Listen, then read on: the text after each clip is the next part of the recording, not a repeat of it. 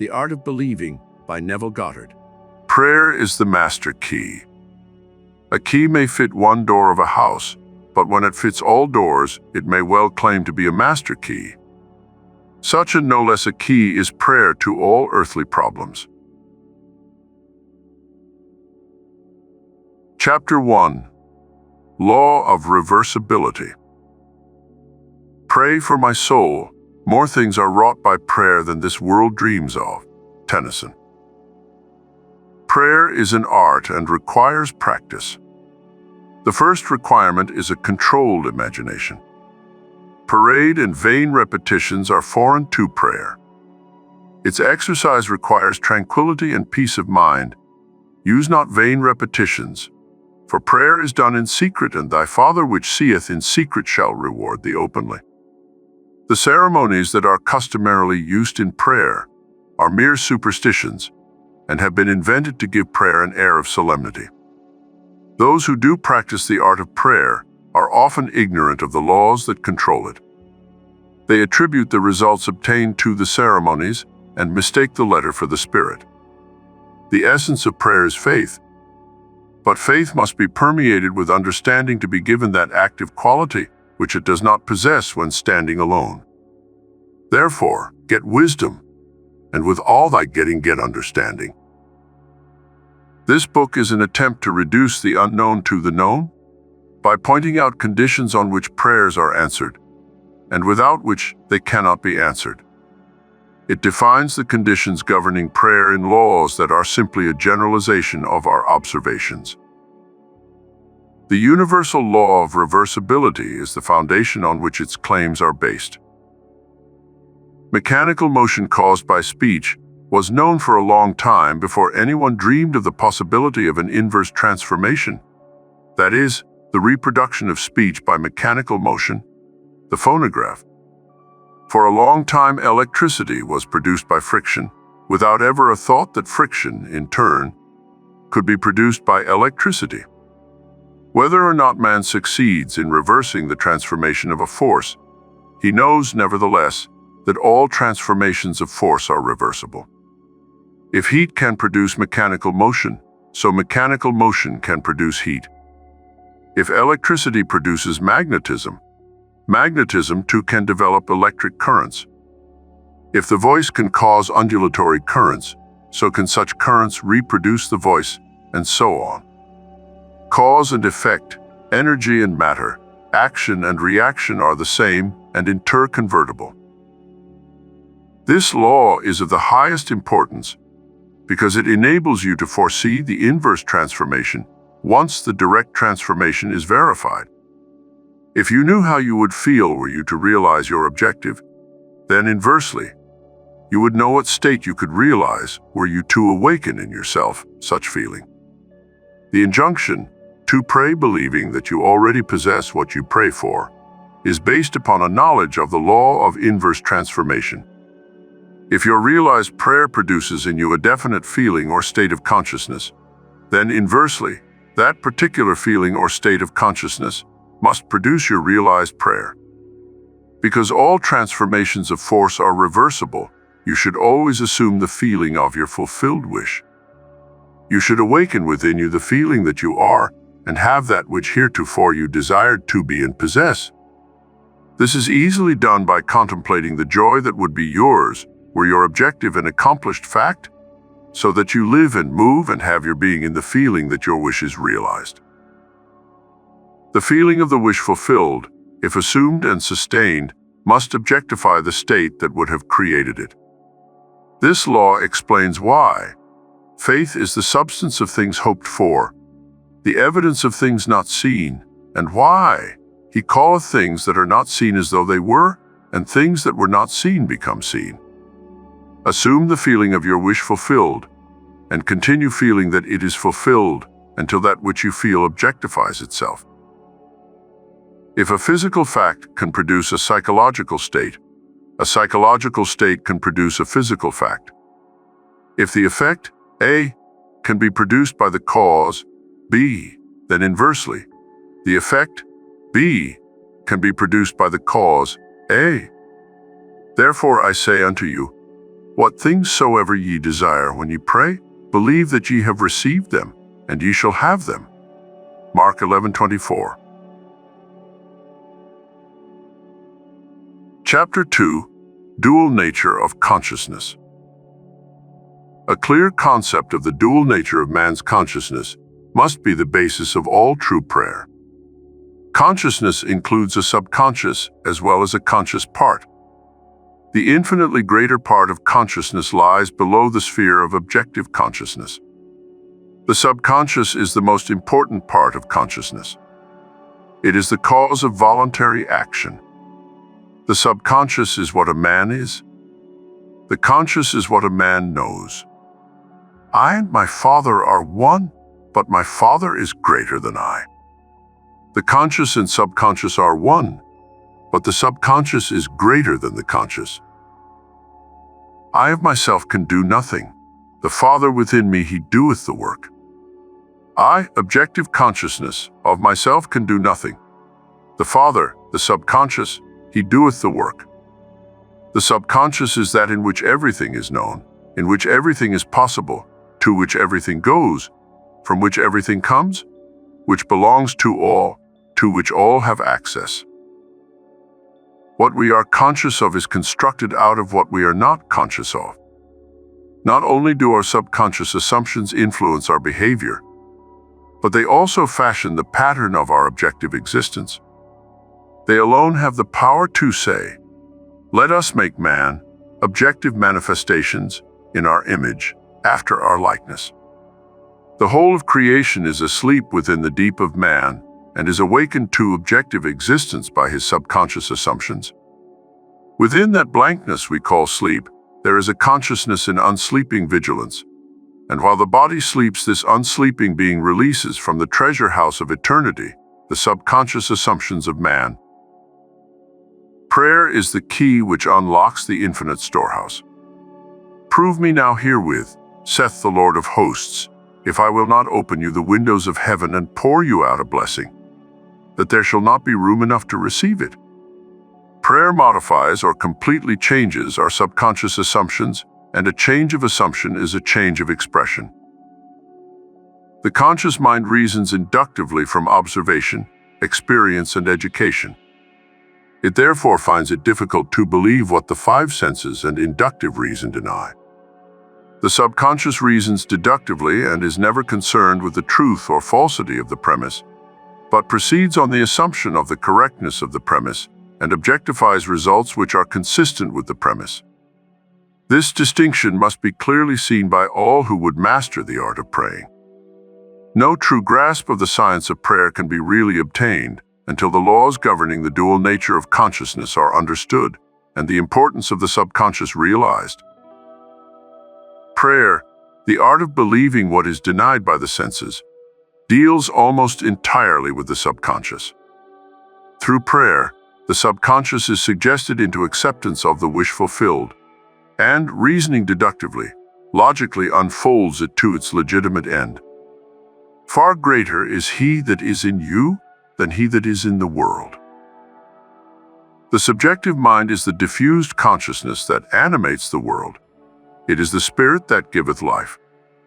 In all substance is a single soul, subjective mind. Through all creation runs this one unbroken subjective mind. Thought and feeling fused into beliefs impress modifications upon it, charge it with a mission, which mission it faithfully executes. The conscious mind originates premises. The subjective mind unfolds them to their logical ends. Were the subjective mind not so limited in its initiative power of reasoning, objective man could not be held responsible for his actions in the world. Man transmits ideas to the subconscious through his feelings. The subconscious transmits ideas from mind to mind through telepathy. Your unexpressed convictions of others are transmitted to them without their conscious knowledge or consent, and if subconsciously accepted by them will influence their behavior. The only ideas they subconsciously reject are your ideas of them, which they could not wish to be true of anyone. Whatever they could wish for others can be believed of them, and by the law of belief which governs subjective reasoning, They are compelled to subjectively accept and therefore objectively express accordingly. The subjective mind is completely controlled by suggestion. Ideas are best suggested when the objective mind is partly subjective, that is, this is done through imagination and faith.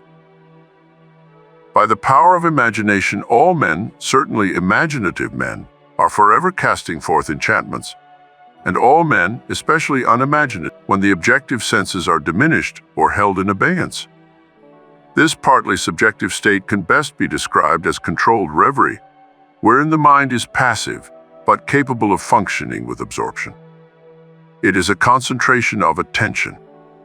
There must be no conflict in your mind when you are praying. Turn from what is to what ought to be.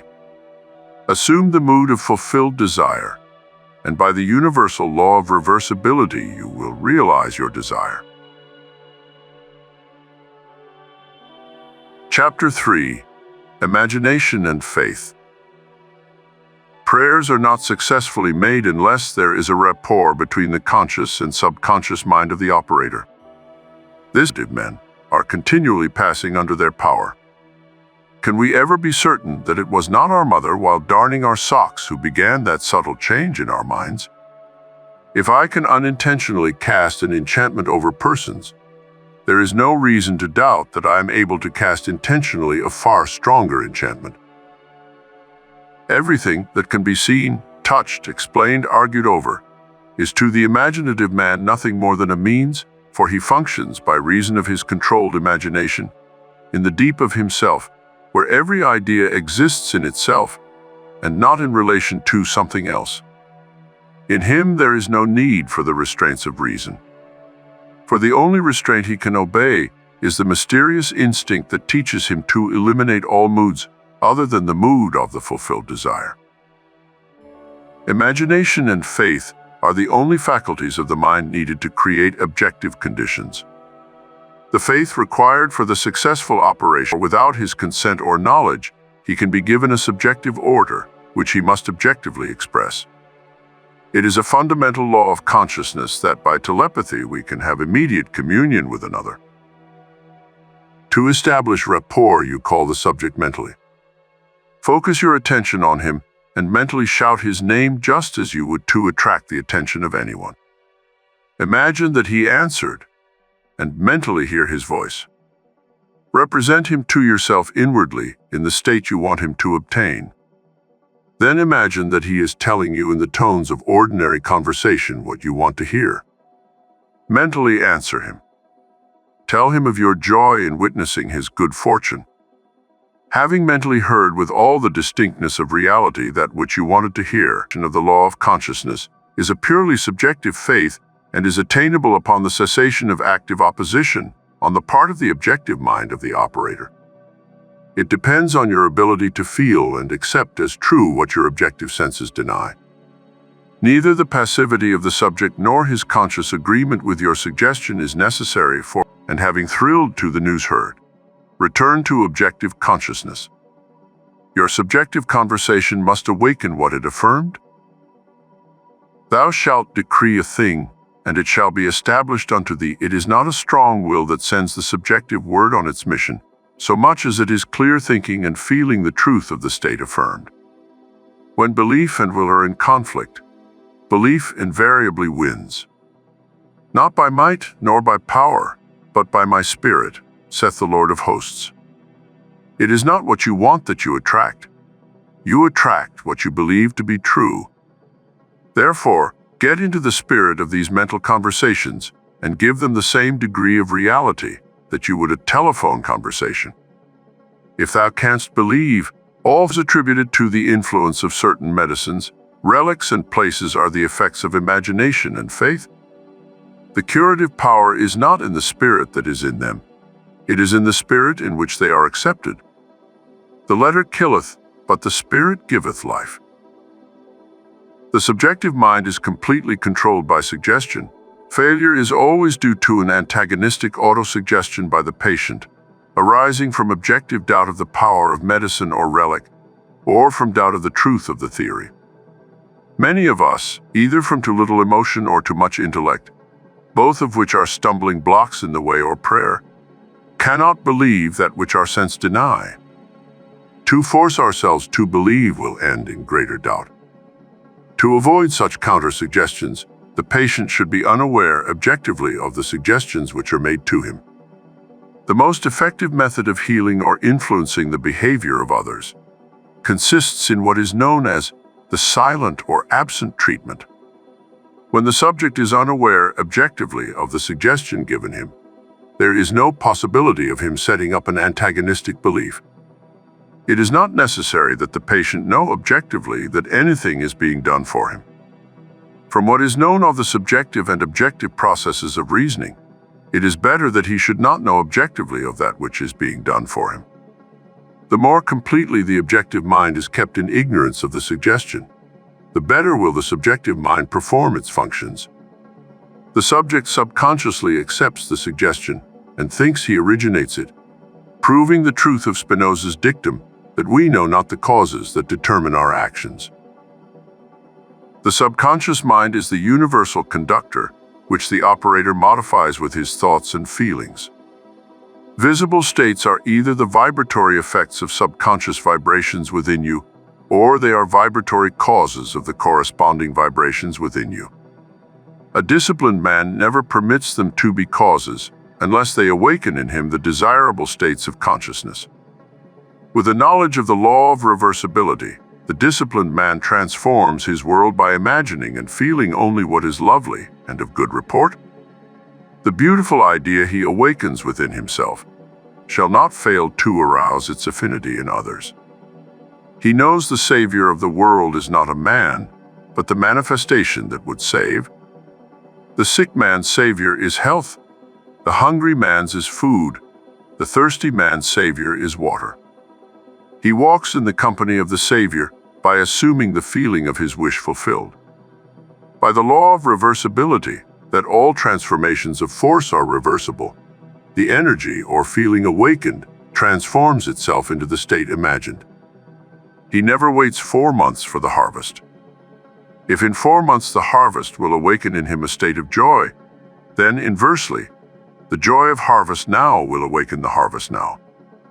Now is the acceptable time to give beauty for ashes, joy for mourning, praise for the spirit of heaviness, that they might be called trees of righteousness, the planting of the Lord that he might be glorified. Chapter 4. Energy and Power. Everyone is amenable to the same psychological laws which govern the ordinary hypnotic subject. He is amenable to control by suggestion. In hypnosis, the objective senses are partly or totally suspended. However, no matter how profoundly the objective senses are locked in hypnosis, the subjective faculties are alert, and the subject recognizes everything that goes on around him. The activity and power of the subjective mind are proportionate to the sleep of the objective mind. Suggestions which appear powerless when presented directly to the objective consciousness are highly efficacious when the subject is in a hypnotic state. The hypnotic state is simply being unaware, objectively. In hypnotism, the conscious mind is put to sleep, and the subconscious powers are exposed as to be directly reached by suggestion. It is easy to see from this, providing you accept the truth of mental suggestions, that anyone not objectively aware of you is in a profound hypnotic state relative to you. Therefore, curse not the king, no, not in thy thought, and curse not the rich in the bedchamber, for a bird of the air shall carry the voice, and that which hath wings shall tell the matter. Ecclesiastes 10:20. What you sincerely believe as true of another you will awaken within him. No one need be entranced in the ordinary manner to be helped. If the subject is consciously unaware of the suggestion, and if the suggestion is given with conviction and confidently accepted by the operator as true, then you have the ideal setting for a successful prayer. Represent the subject to yourself mentally, as though he had already done that which you desire him to do. Mentally speak to him and congratulate him on having done what you want him to do. Mentally see him in the state you want him to obtain. Within the circle of its action, Every word subjectively spoken awakens objectively what it affirms. Incredulity on the part of the subject is no hindrance when you are in control of your reverie. Bold assertion by you, while you are in a partly subjective state, awakens what you affirm. Self-confidence on your part and the thorough belief in the truth of your mental assertion are all that is needed to produce results. Visualize the subject and imagine that you hear his voice. This establishes contact with his subjective mind. Then imagine that he is telling you what you want to hear. If you want to send him words of health and wealth, then imagine that he is telling you, "I have never felt better, and I have never had more," and mentally tell him of your joy in witnessing his good fortune. Imagine that you see and hear his joy. A mental conversation with the subjective image of another must be in a manner which does not express the slightest doubt as to the truth of what you hear and say. If you have the least idea that you do not believe what you have imagined you have heard and seen, the subject will not comply, for your subjective mind will transmit only your fixed ideas. Only fixed ideas can awaken their vibratory correlates in those toward whom they are directed. In the controlled reverie, ideas must be suggested with the utmost care. If you do not control your imagination in the reverie, your imagination will control you. Whatever you suggest with confidence is law to the subjective mind. It is under obligation to objectify that which you mentally affirm.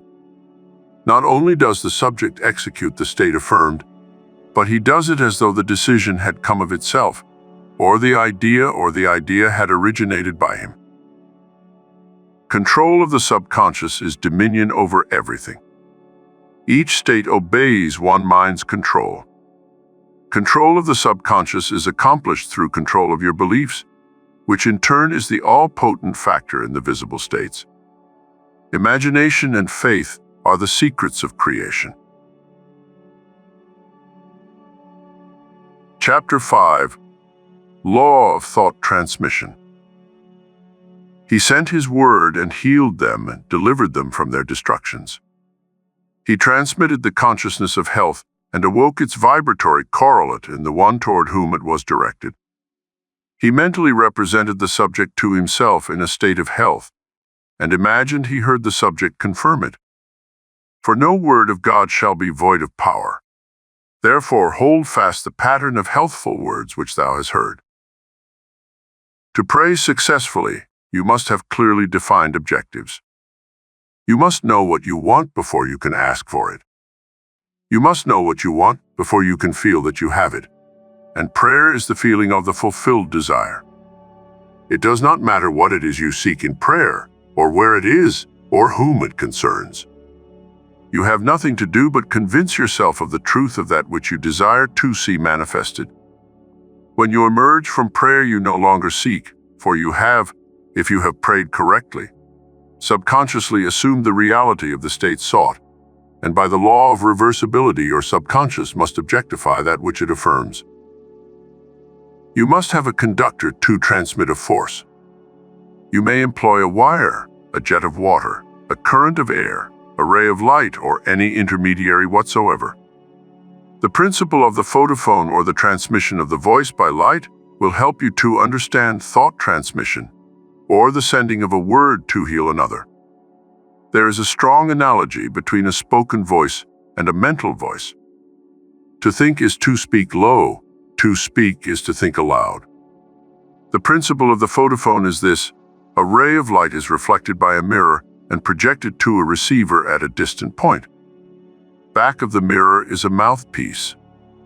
By speaking into the mouthpiece, you cause the mirror to vibrate. A vibrating mirror modifies the light reflected on it.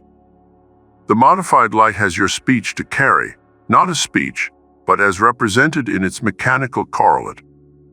It reaches the distant station and impinges on a disc within the receiver. It causes the disc to vibrate according to the modification it undergoes, and it reproduces your voice. I am the light of the world.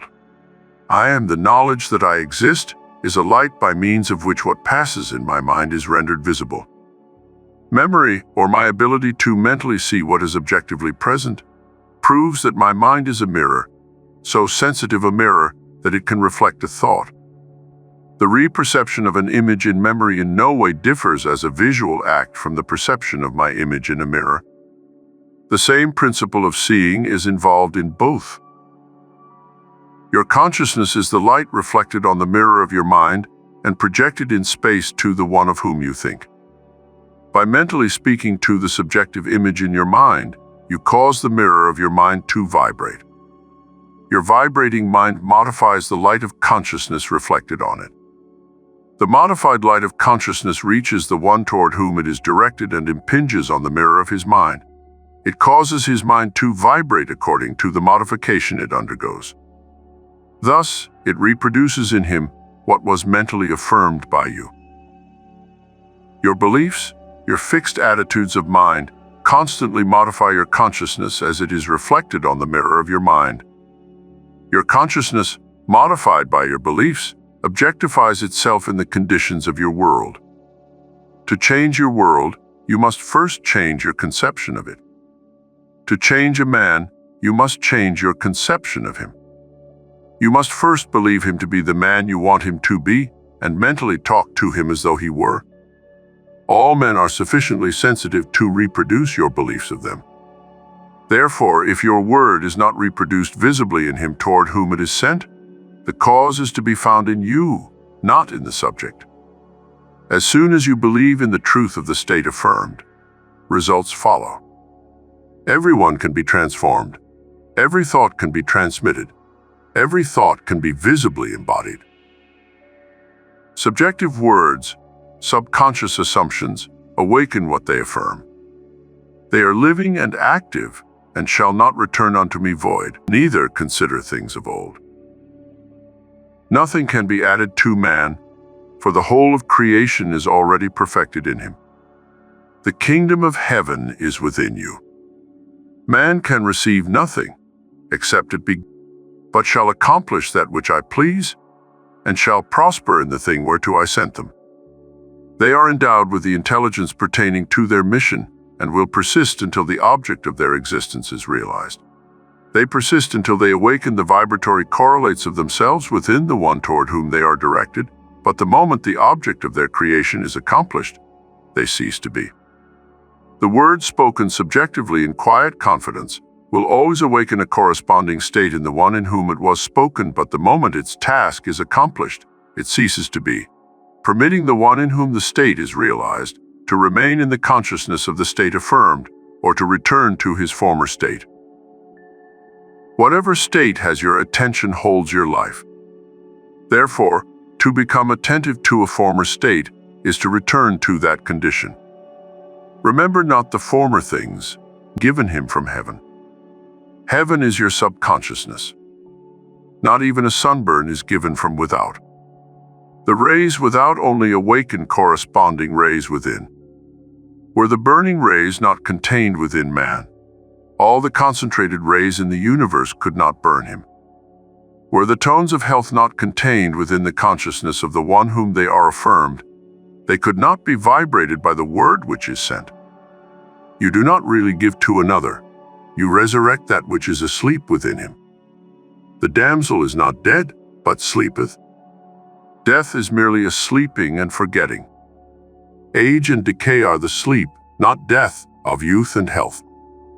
Recognition of a state vibrates or awakens it. Distance of your desire is never far off. Its intense nearness makes it remote from observation of the senses. It dwells in consciousness, and consciousness is closer than breathing and nearer than hands and feet.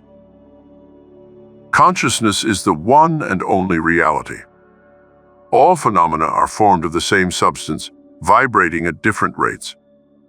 Out of consciousness I as man came, and to consciousness I as man return. In consciousness all states exist subjectively and are awakened to their objective existence by belief. The only thing that prevents existence, as it is cognized by your objective senses, does not exist for the subjective mind. If I take the wings of the morning and dwell in the uttermost parts of the sea, even there shall they hand lead me. Time and space are conditions of thought, The imagination can transcend them and move in a psychological time and space. Although physically separated from a place by thousands of miles, you can mentally live in the distant place as though it were here. Your imagination can easily transform winter into summer, New York into Florida, and so on. Whether the object of your desire be near or far, results will be the same. Subjectively, the object of us from making a successful subjective impression on one at a great distance, or transforming there into here, is our habit of regarding space as an obstacle. A friend 1,000 miles away is rooted in your consciousness through your fixed ideas of him. To think of him and represent him to yourself inwardly in the state you desire him to be, confident that this subjective image is as true as it were already objectified, awakens in him a corresponding state which he must objectify. The results will be as obvious as the cause was hidden. The subject will express the awakened state within him, and happen to the just, nothing befalls us that is not of the nature of ourselves. A person who directs a malicious thought to another will be injured by its rebound if he fails to get subconscious acceptance of the other. As ye sow, so shall ye reap. Furthermore, what you can wish and believe of another can be wished and believed of you, and you have no power to reject it if the one who desires it for you remain unaware of the true cause of his action. Your illusion of free will is but ignorance of the causes which make you act. Prayers depend upon your attitude of mind for their success, and not upon the attitude of the subject. The subject has no power to resist your controlled subjective ideas of him, unless the state affirmed by you to be true of him is a state he is incapable of wishing as true of another. In that case, it returns to you, the sender, and will realize itself in you. Provided the idea is acceptable, success depends entirely on the operator, not upon the subject, who, like compass needles on their pivots, are quite indifferent as to what direction you choose to give them. If your fixed idea is not subjectively accepted by the one toward whom it is directed, it rebounds to you from whom it came. Who is he that will harm you, if you be followers of that which is good? I have been young, and now am old. Yet have I not seen the righteous forsaken, nor his seed begging bread. There shall no evil happen except it as true of you. The only power to reject a subjective word is to be incapable of wishing a similar state of another. To give presupposes the ability to receive. The possibility to impress an idea upon another mind presupposes the ability of that mind to receive that impression. Fools exploit the world, the wise transfigure it. It is the highest wisdom total of his beliefs, or subconscious assumptions. As a man thinketh in his heart, in the deep subconscious of himself, so is he. Disregard appearances and subjectively affirm as true that to know that in the living universe there is no destiny other than that created out of imagination of man. There is no influence outside of the mind of man. Whatsoever things are lovely, whatsoever are of good report, if there be any virtue and if there be any praise, think on these things. Never accept as true of others what you would not want to be true of you. To awaken a state within another, it must first be awake within you. The state you would transmit to another can only be transmitted if it is believed by you. Therefore, to give is to receive. You cannot give what you do not have, and you have only what you believe. So to believe a state as true of another not only awakens that state within the other, but it makes it alive within you. You are what you believe. Give and ye shall receive, full measure, pressed down and running over. Giving is simply believing, for what you truly believe of others you will awaken within them. The vibratory state transmitted by your belief persists until it awakens its corresponding vibration in him of whom it is believed. But before it can be transmitted, it must first be awake within the transmitter. Whatever is awake within your consciousness, you are. Whether the belief pertains to self or another does not matter, for the believer is defined by the sum which you wish to be true. This awakens in you the tone of the state affirmed, which in turn realizes itself in you and in the one of whom it is affirmed. Give and ye shall receive. Beliefs invariably created is the effect of the subjective vibration awaken what they affirm. The world is a mirror wherein everyone sees himself reflected. The objective world reflects the beliefs of the subjective mind. Some people are self-impressed best by visual images, others by mental sounds, and still others by mental actions. The form of mental activity which allows the whole power of your attention to be focused in one chosen direction is the one to cultivate until you can bring all to play on your objective at the same time. Should you have difficulty in understanding the terms visual images, mental sounds, and mental actions, here is an illustration that should make their meanings clear. A imagines he sees a piece of music, knowing nothing at all about musical notations. The impression in his mind is purely visual image. B imagines he sees the same piece, but he can read music and can imagine how it would sound when played on the piano. That imagination is mental sound. C also reads music and is a pianist. As he reads, he imagines himself playing the piece. The imaginary action is mental action.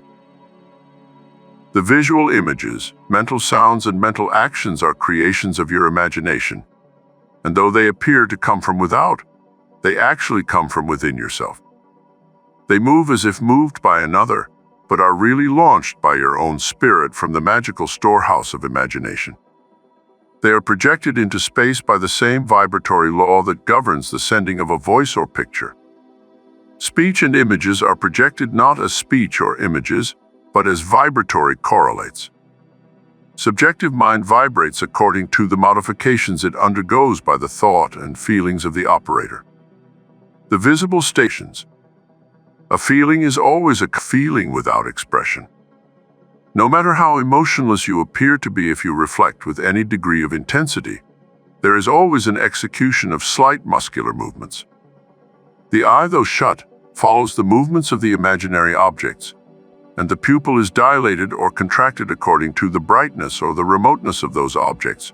Respiration is accelerated or slowed according to the course of your thoughts. The muscles contract correspondingly to your mental movements.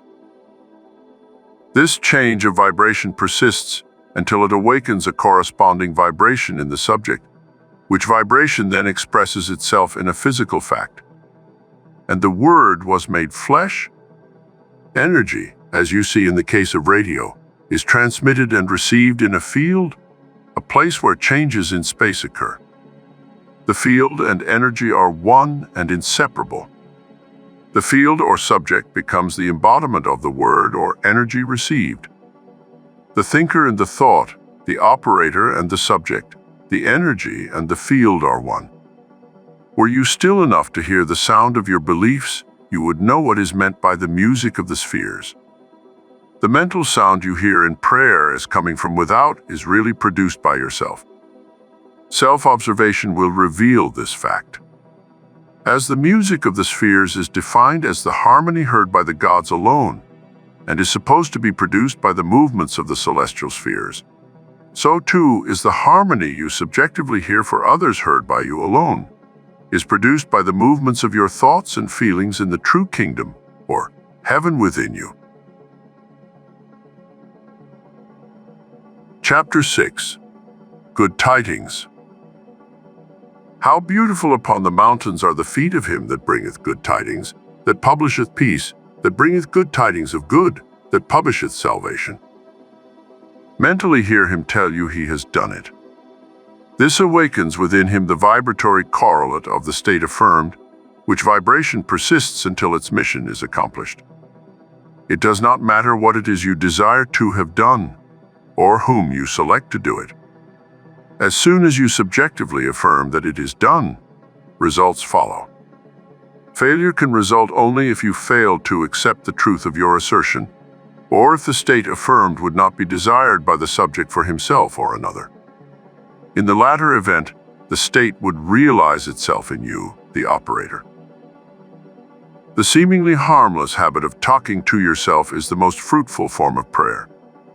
A mental argument with the subjective image of another is the surest way to pray for an argument. You are asking to be offended by the other when you objectively meet. He is compelled to act in a manner displeasing to you, unless before the meeting you countermand or modify your order by subjectively affirming a change. Unfortunately, man forgets his subjective arguments, his daily mental conversations with others, and so is at a loss for an explanation of the conflicts and misfortunes of his life. As mental arguments produce conflicts, so happy mental conversations produce corresponding visible states of good tidings. Man creates himself out of his own imagination. If the state desired is for yourself, and you find it difficult to accept as true what your senses deny, call before your mind's eye the subjective image of a friend, and have him mentally affirm that you are already that which you desire to be. This establishes in him, without his conscious consent or knowledge, the subconscious assumption that you are that which he mentally affirmed, which assumption, because it is unconsciously assumed, will persist until it fulfills its mission. Its mission is to accompanied by use the formula of Job, who found that his own captivity was removed as he prayed for his friends.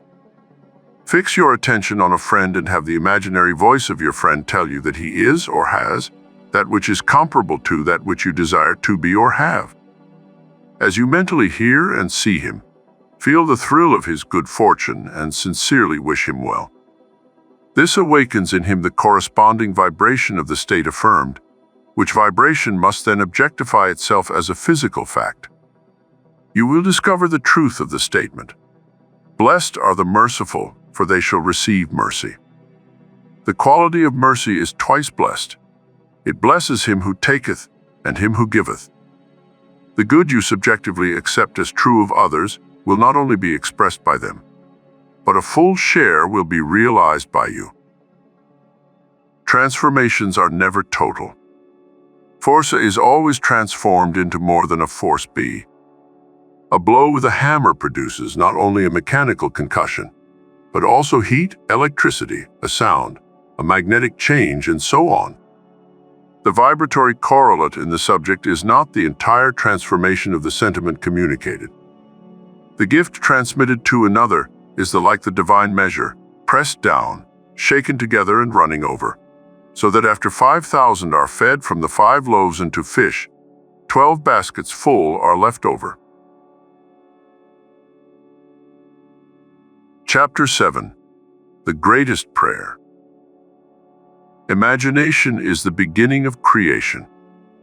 You imagine what you desire, and then you believe it to be true. Every dream could be realized by those self-disciplined enough to believe it. People are what you choose to make them. A man is according to the manner in which you look at him. You must look at him with different eyes, before servant or deaf as my messenger that I sent. Who is blind as he that is perfect, as blind as the Lord's servant? The perfect man judges not after appearances, but judges righteously. He sees others as he desires them to be. He hears only what he wants to hear. He sees only good in others. In him is no condemnation, for he transforms the world with his seeing and hearing. The king that sitteth on the throne scattereth the evil with his eye. Sympathy for living things, agreement with human limitations, is not in the consciousness of the king because he has learned to separate their false concepts from their true being. To him, poverty is but the sleep of wealth. He does not see caterpillars, but painted butterflies to be. Not winter, but summer sleeping. Not man in want, but Jesus sleeping. Jesus of Nazareth, who scattered the evil with his eye, is asleep in the imagination of every man, and out of his own imagination must man awaken him by subjectively affirming, I am Jesus. Then and only then will he see Jesus. For man can only see what is awake in himself. The holy womb is man's imagination. The holy child is that conception of himself which fits Isaiah's definition of perfection. Heed the words of St. Augustine, Too late have I loved thee, for behold thou were within, and it was without that I did seek thee.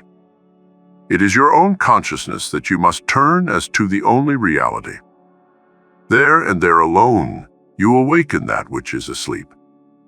Though Christ 1,000 times in Bethlehem be born, if he is not born of in thee, thy soul is still forlorn.